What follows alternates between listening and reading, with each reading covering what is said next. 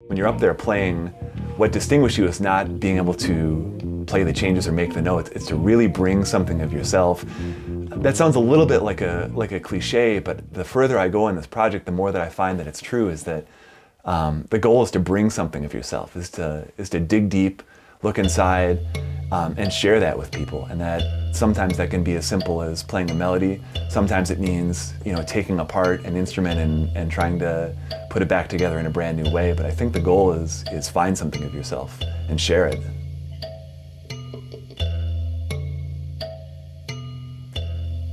Played in some kind of experimental art rock bands and played in touring rock and roll bands, and I made an album of my own music, and doing okay, as a jazz bass player and rock and roll guitar player.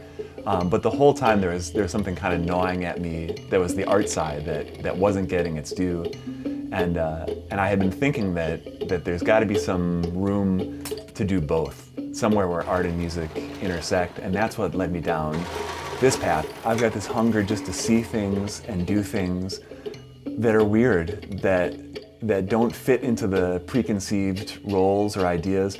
That's a space that I'm just trying to be in all the time.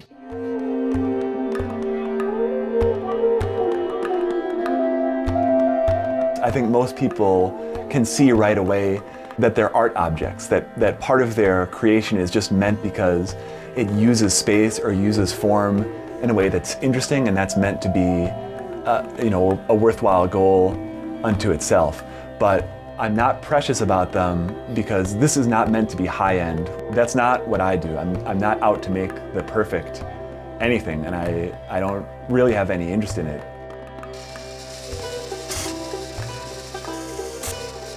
It's not just enough to make them, although that's cool, and they're supposed to be art objects unto themselves. But the real driver for me is that they can be demonstrated and make the sort of music you would want to hear, even if they weren't made out of shovels and hockey sticks.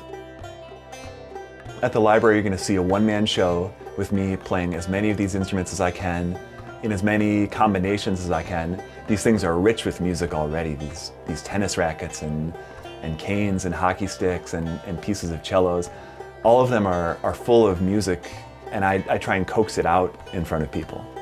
This next tune has about a 50-50 fail rate, which is not good. Like many of my endeavors, this is an at-your-own-risk musical performance.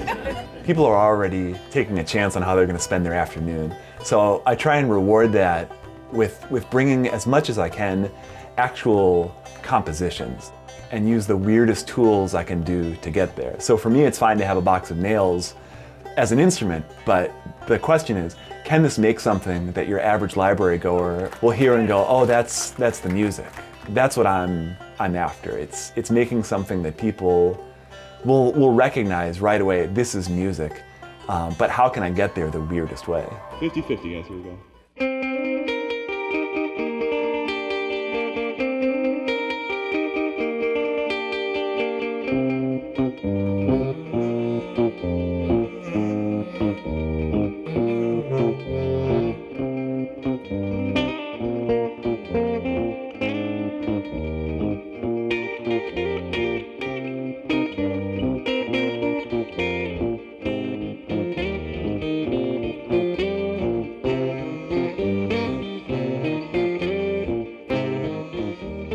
It's great to be out of the comfort zone. So when I play cello, I'm not a good cellist. It's a great feeling though to say, I have this cello, the cello looks great, the cello sounds great.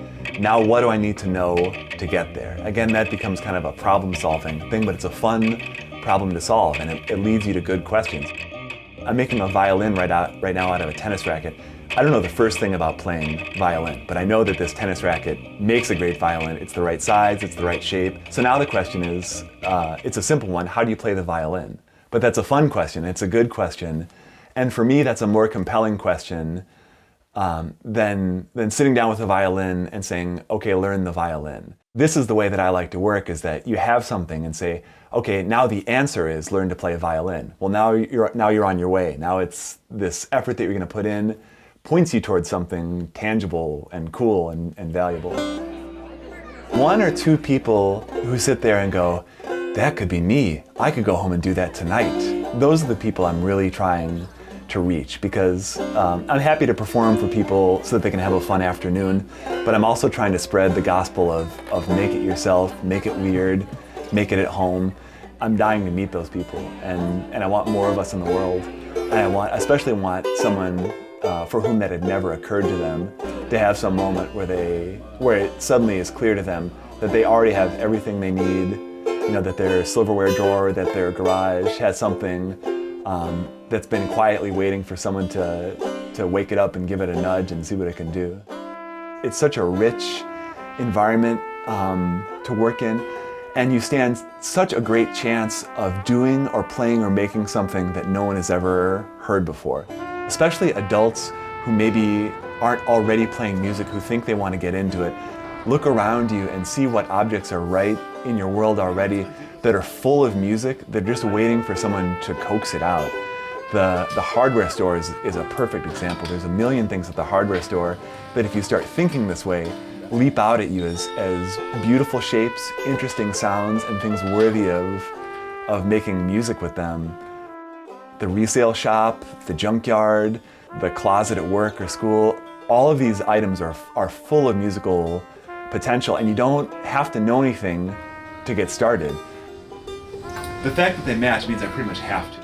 When you're in the creative zone, you're doing things that are new all the time, and although many of them will fail, it gives you practice being in this space where things can go together in unexpected ways. Things can symbolize things that seem disparate. Things can call to mind concepts, or things can stand for things that aren't there. And this is something that takes practice to be comfortable with. Most people aren't comfortable with scary, new, bizarre, sometimes purposeless, sometimes pointless things. So when you're living the creative life, you get everyday practice in contending with those things. And really, I think it enriches everything. It enriches how you see the world, how you interact. Once you can go out in the world with some practice of seeing things for ways that there aren't models for already. So I'm desperate for more people to start looking around and saying, I want to have a creative life, and empty out their silverware drawer and say, what's here for me to get started?